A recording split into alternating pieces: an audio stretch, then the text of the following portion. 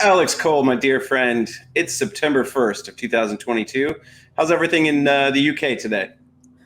It's okay. It looks like we may get some rain for the first time in a few weeks. Been wonderful weather over here. Oh, that's beautiful. We have in New York totally switched over to fall. It happened last night. It was 85 yesterday, 65 today. So welcome to fall. Yeah.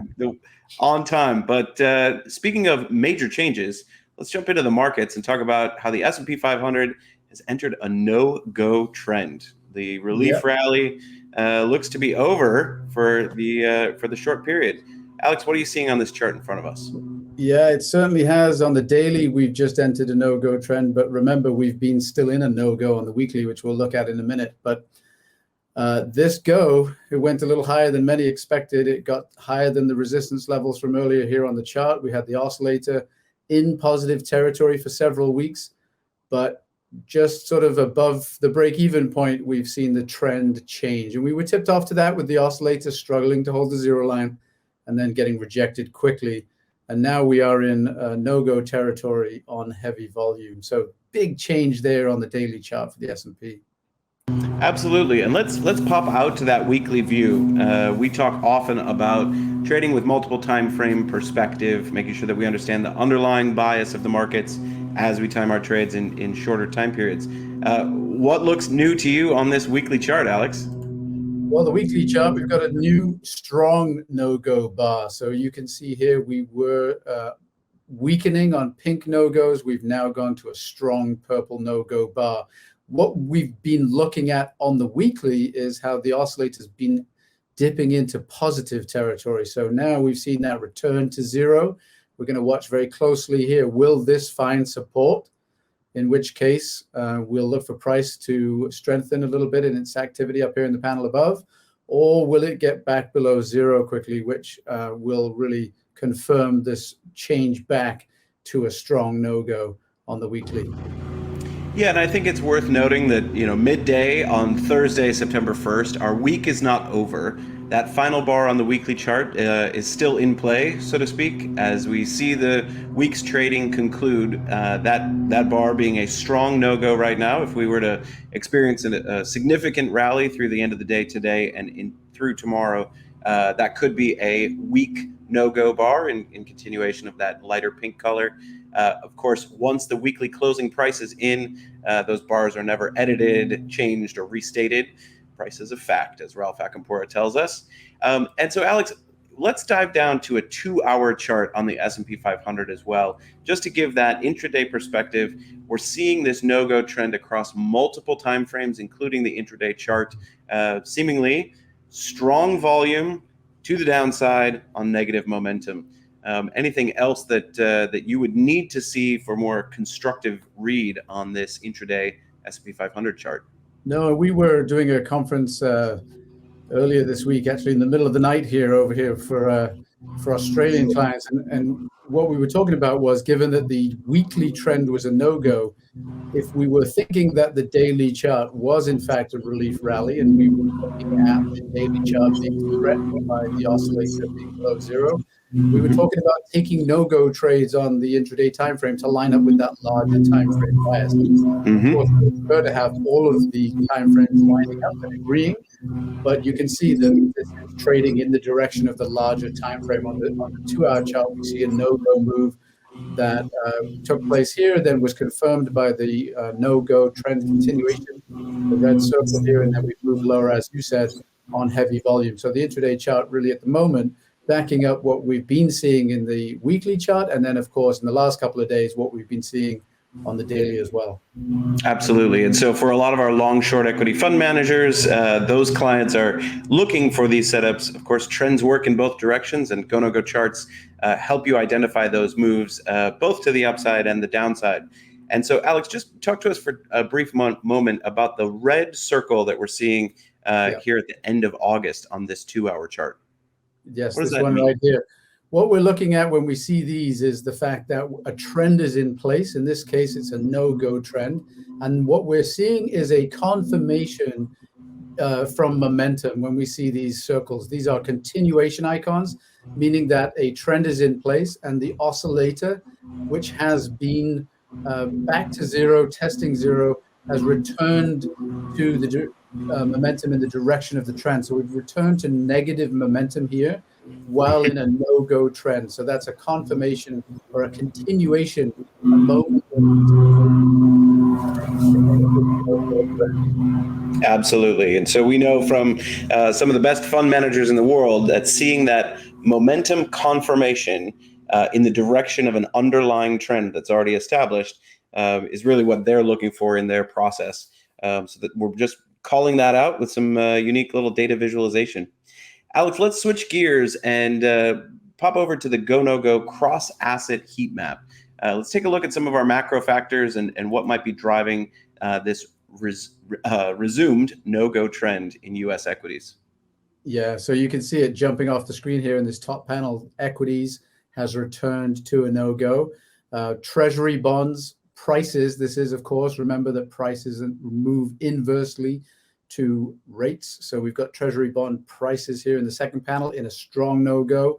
Commodities, which have returned to a go trend, are experiencing an amber go fish bar today, which is interesting. And the dollar, how many weeks have we been saying it? The dollar confounding everybody who's expecting it to roll over, gapping even higher today. Absolutely. Well, let's dive into the actual price behavior, the price action of the TNX. Let's take a look at Treasury yields. Again, you mentioned moving inversely to bond prices. We've seen those be a headwind for risk assets like equities all year long. And as rates have rallied, equities have fallen off. So talk to us a little bit about what I'm seeing is a gap higher on today's rates. What stands out to you on this chart, Alex?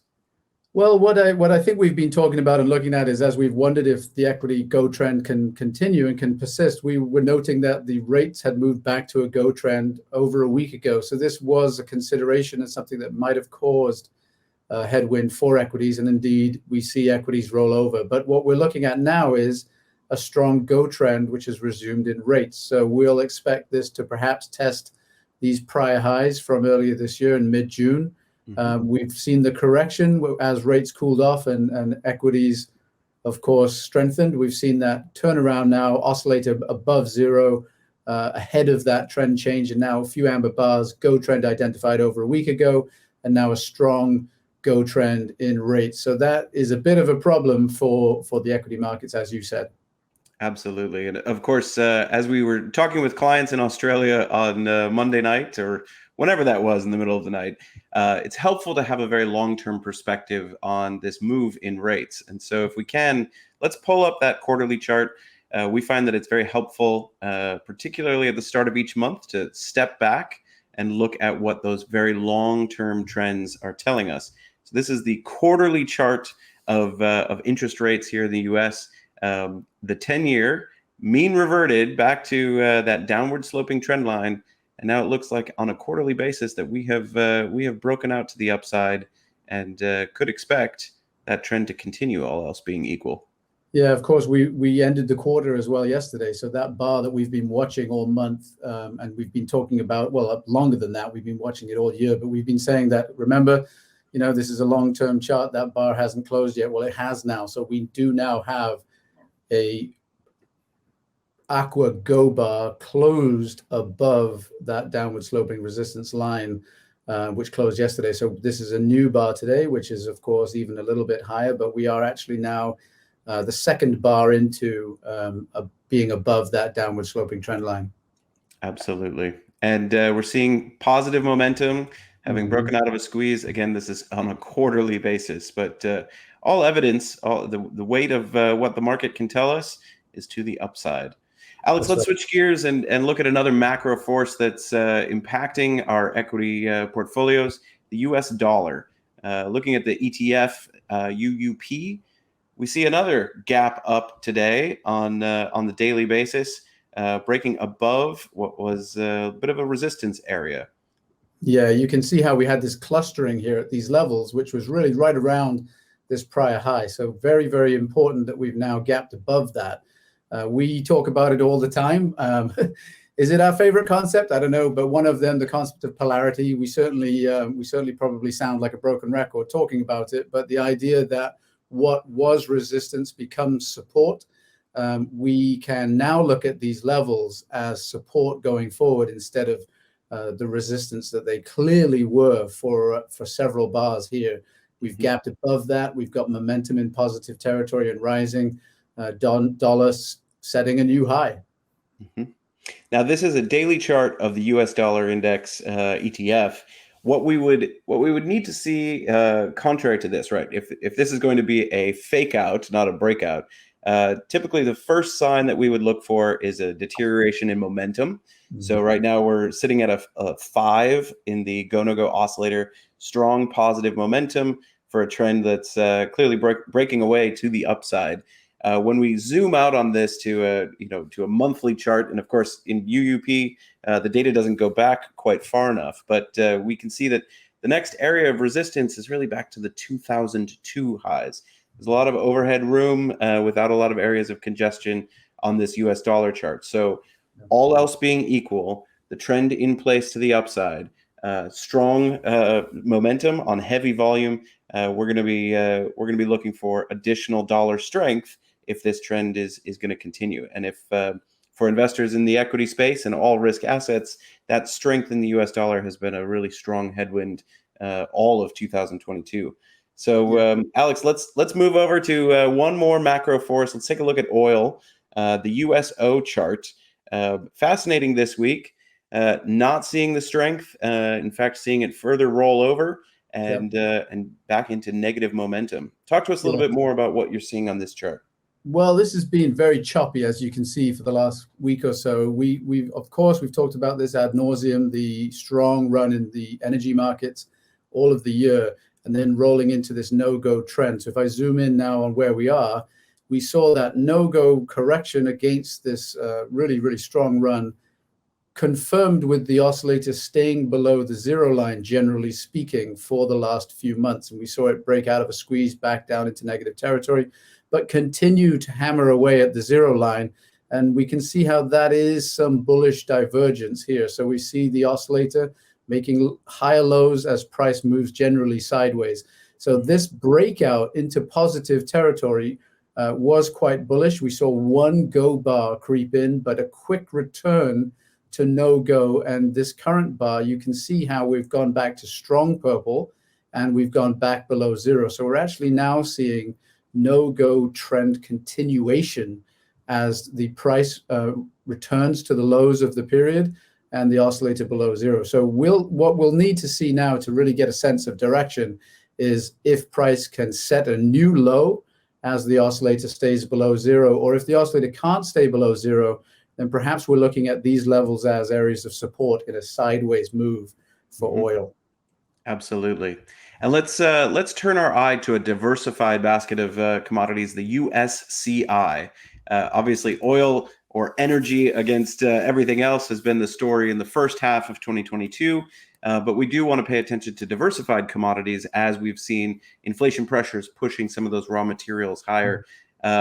Alex, it's a heavy day across a lot of assets. What are you seeing right now for the U.S. commodities index? Yeah, across assets, you think you're out of the woods. You've got the go trend identified. Your oscillator did what you like to see by leading that change by getting above zero, finding support. Then we get the go trend in the panel above, and then on this correction back, we look to the zero line and we expect some support. And we've really had a strong day today.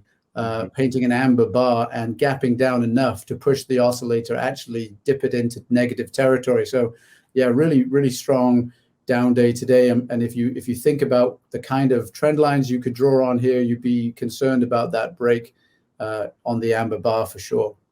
Absolutely.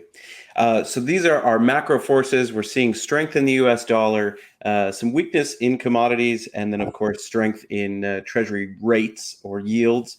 Alex, let's take a look at the S&P 500 from a sector perspective.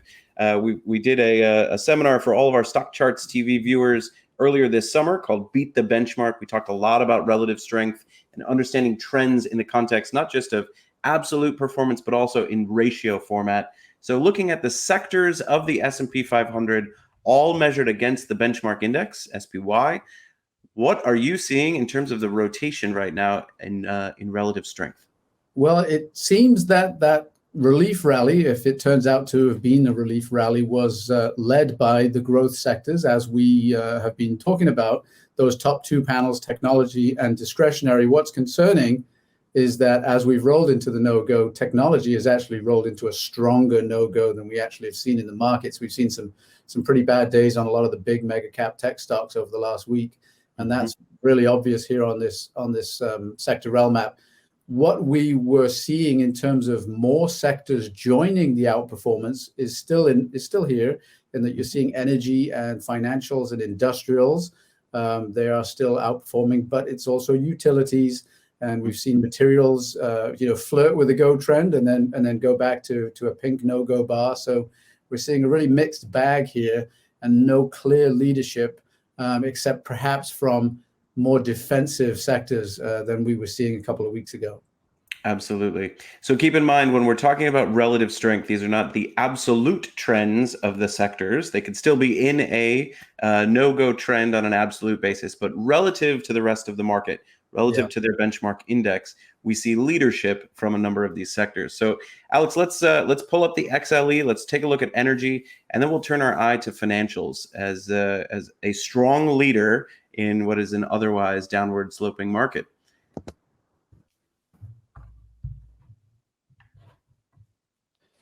So this is energy. Energy, as you can see, and like you said, not necessarily good, even though it's outperforming, right? But less bad. So we see that energy has rolled over this week, but is actually at zero and still painting aqua go bars. So compared to the overall US market, which has been in a couple of pink no-go bars and below zero on the oscillator, energy is holding on. What does that mean? Does that mean it's just lagging the market, or does that mean that there is some real strength there? We're going to watch to see what happens here at the zero line. We'd really like to see support here at zero, like we saw before, and that would allow the go trend in energy to continue on a pure basis. Of course, this is energy itself, not relative to the S&P, but you can see where that relative outperformance is creeping in, because it is definitely holding on a little longer than the SPY itself. Absolutely. Let's take a look at this energy sector as a ratio to SPY, just to see the relative strength in action. Yeah, so here we are in terms of the ratio. We've broken out of the no-go that we were in. We've got a couple of amber bars, and now you can see how this correction this week is not the same as it is on the pure GoNoGo chart or the S&P chart, where we were actually lower than the highs from earlier in the summer. We can see that we're actually clearly above the resistance from this consolidation, and we can see that the oscillator is actually at 1, so still in positive territory. So any kind of low that comes in here is going to be a higher low. So we can see that relative outperformance here is still in a go trend. Absolutely. And let's check in on the financial sector, the XLF. Certainly, historically, we haven't seen bull markets in the S&P 500 without participation from the financial sector. So this is the absolute chart.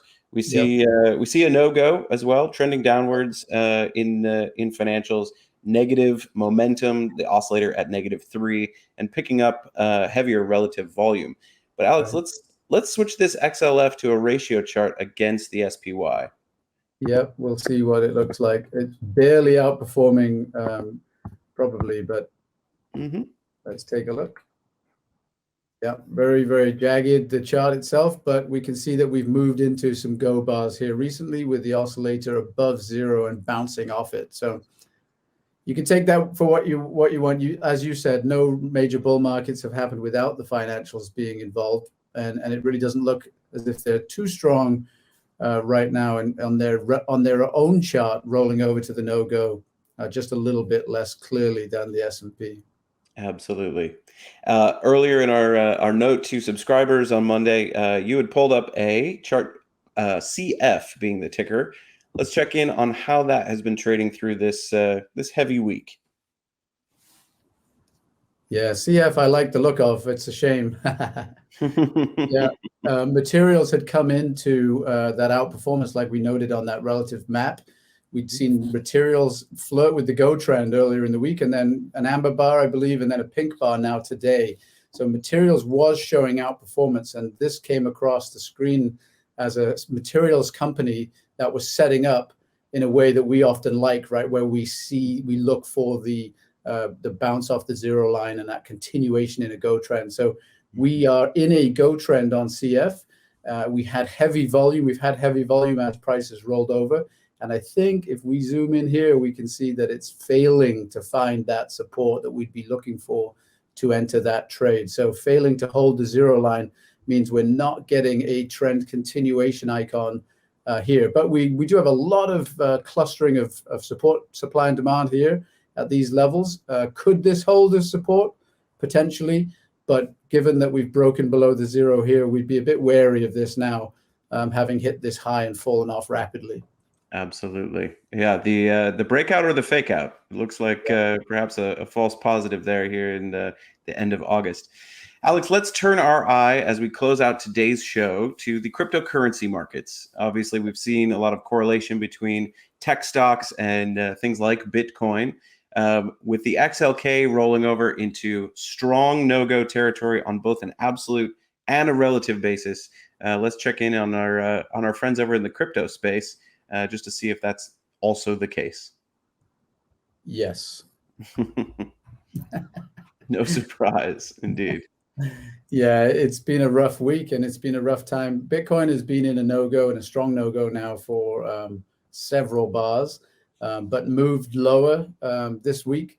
We can see it's on heavy volume. It's at -3. It's not yet oversold, but in negative territory. So bearish momentum confirming the no-go that we're seeing in price. We have absolutely a lot of support from these lows down here. So we're definitely going to watch to see what happens. We've got a lot of support from over here on the chart. So we definitely want to pay attention to that. But currently the weight of the evidence, no-go, we've moved a step lower, back down towards those lows, momentum in negative territory on heavy volume. Absolutely. Alex, as always, it is a pleasure to talk about the markets with you. As we tell all of our clients, we do not anticipate or forecast what is to come, but instead try to react responsibly to the weight of the evidence that the market is giving us. So it's a pleasure to walk through these charts with you on the first day of September. For those of you who are watching on YouTube, thanks so much. Make sure you like and subscribe to the StockCharts TV YouTube channel, but also check out GoNoGo Charts on YouTube. And I encourage all of you to download the StockCharts TV on-demand app from StockChartsTV.com, so you can carry this show and many others around wherever your travels may take you. Thanks so much, Alex. It's a pleasure to see you, and I'll be welcome you back to these shores next week. Thanks, everyone. Be safe. We'll talk soon.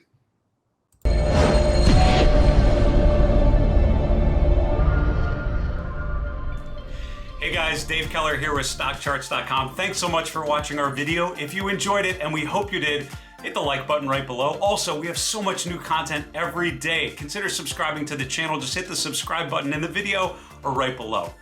Thanks for watching. Stay safe. Have a fantastic day.